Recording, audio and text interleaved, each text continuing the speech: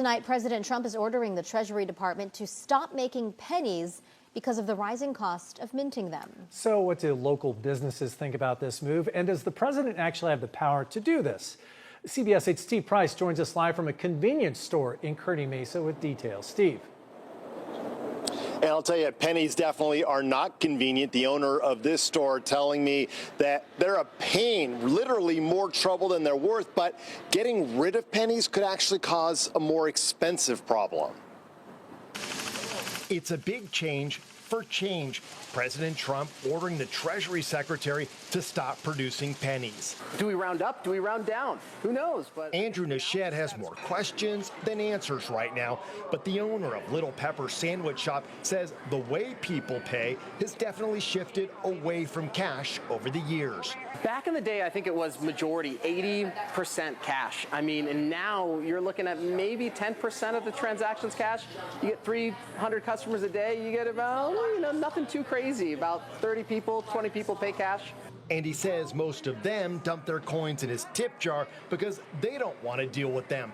President Trump posted. According to the U.S. Mint's annual report, it cost 3.69 cents to produce and distribute a penny last year. You know what? This is actually a great idea. Kristen Myers with the financial news and analysis website ETF.com offered her 2 cents on the topic. She's concerned that getting rid of pennies will force the U.S. Mint to make more nickels, and they're even a worse financial deal than pennies. It costs a lot of money to make a nickel. It costs way more than it costs to make a penny. It costs about 15 cents to make a nickel. So it actually might not be the sort of cost-saving strategy that the president is really hoping for. It's not clear if President Trump actually has the power to single-handedly stop the production of pennies because it's Congress that authorizes the manufacture of our nation's coins. According to the U.S. Mint, they issued over 3 billion pennies last year, which was more than half of the coins they produced. By the way, not everyone supports this idea. Marcella, as you know, a lot of prices end in 99 cents. And so some organizations say, if we get rid of pennies, everything's going to go up a penny, which is basically like a 1 cent tax. Doesn't sound like a lot, but after a while, it can definitely add up. We'll send it back to you. Yeah, that's a good point, because even though a lot of people pay by credit card, plastic, it's still the cost of the item that you have to have if you want to pay cash. All right, so Steve, have other countries stopped producing their 1 cent coins? Yeah, several of them have actually, Marcella. Canada, Sweden, Australia, New Zealand, they all got rid of their 1 penny, whatever their money is for 1 cent. All of them have reported no problems doing it, so there is precedence for this. We'll have to see where this one goes here in our country. All right, bigger impact than you would think. Thanks so much. When it comes to coin collecting, certain coins can fetch astronomical prices, and the value is often driven by rarity, condition, and historical significance. A perfect example of this is the 1964 Special Mint Set, SMS, a penny, which recently sold at an auction for over $3,500, a significant return for a coin originally valued at just 1 cent. The sale price of such a coin may seem shocking to the average person, but it reflects how specialized the coin market can be, with individual pieces being worth far more than their face value when specific conditions are met. Understanding Special Mint Sets, SMS. Before diving into the details of the 1964 SNS penny's high price, it's important to understand what makes this coin so special. The U.S. Mint struck pennies in 1964 as part of the regular coinage series, but for certain years in the early 1960s, they also produced special mint sets, SMS. These SMS coins were not intended for circulation, but were specially minted for collectors. They were produced using a different set of dyes, resulting in a finish that gave the coins a more polished, almost proof-like appearance, which is one of the key factors that separates them from standard coins of the same year. The 1964 SMS set was created during a time when the United States Mint was transitioning away from producing proof coins for collectors in favor of these sets, making them somewhat rare in comparison to regular mint issues. The rarity of these sets, especially in uncirculated or near-perfect condition, makes them highly desirable among collectors. As the 1964 SNS penny is a part of this set, its condition and rarity are critical in determining its value. Rarity and demand, the key drivers of value. In the world of coin collecting, rarity is one of the most important factors determining a coin's value. While there are millions of pennies produced by the US Mint every year, certain years and types of coins stand out because of their limited availability. In the case of the 1964 SNS penny, it wasn't made in the same quantity as regular mint coins, making it much rarer.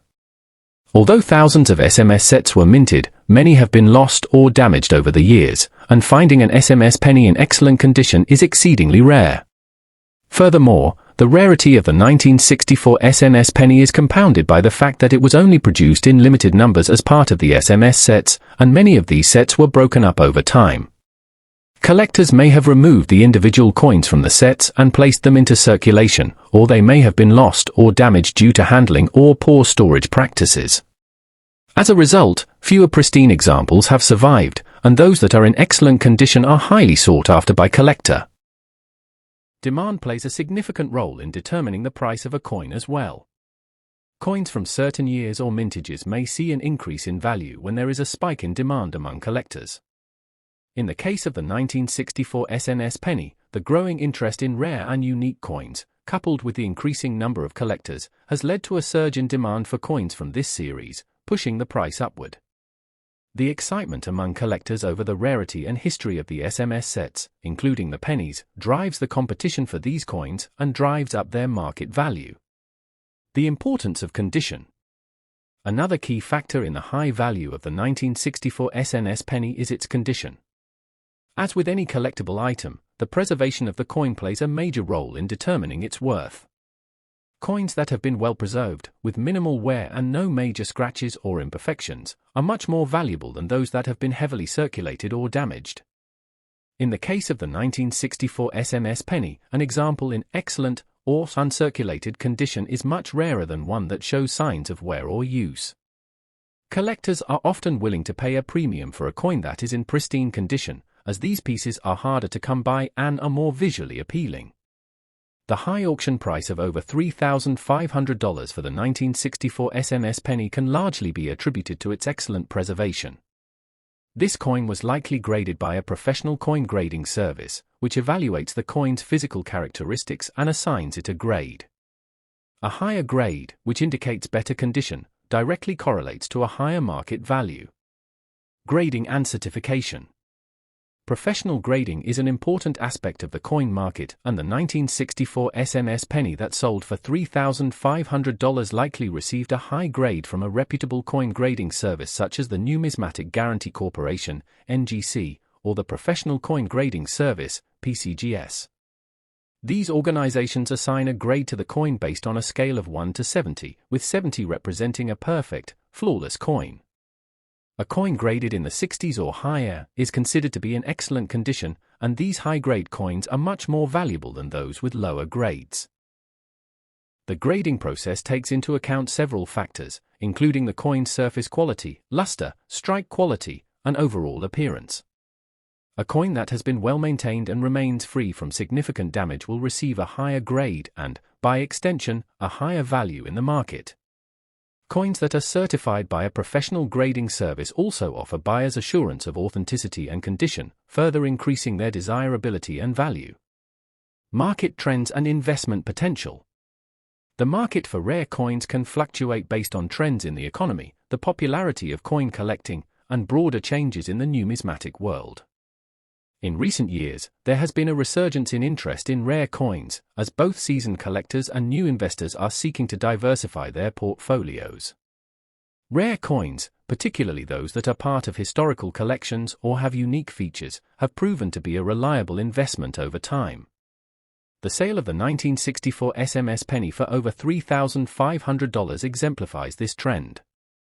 While the coin was originally produced as a 1-cent piece, its unique characteristics, rarity, and preservation have propelled its value far beyond its original face value. For collectors and investors, coins like the 1964 SNS penny can be seen as a form of tangible asset, one that may appreciate in value over time. Conclusion. The sale of a 1964 SMS penny for over $3,500 highlights the fascinating world of numismatics, where a seemingly ordinary 1-cent coin can become a valuable collectible. Rarity, demand, condition, and professional certification all play crucial roles in determining the value of a coin like the 1964 SMS penny. While such examples are exceptional, they serve as a reminder that the world of coin collecting is not just about the face value of a coin, but the history, rarity, and condition that make it a prized possession for collectors. Whether you are an experienced numismatist or a casual enthusiast, the story of the 1964 SMS penny offers insight into the factors that drive the value of rare coins and the potential for significant returns in the world of coin collecting.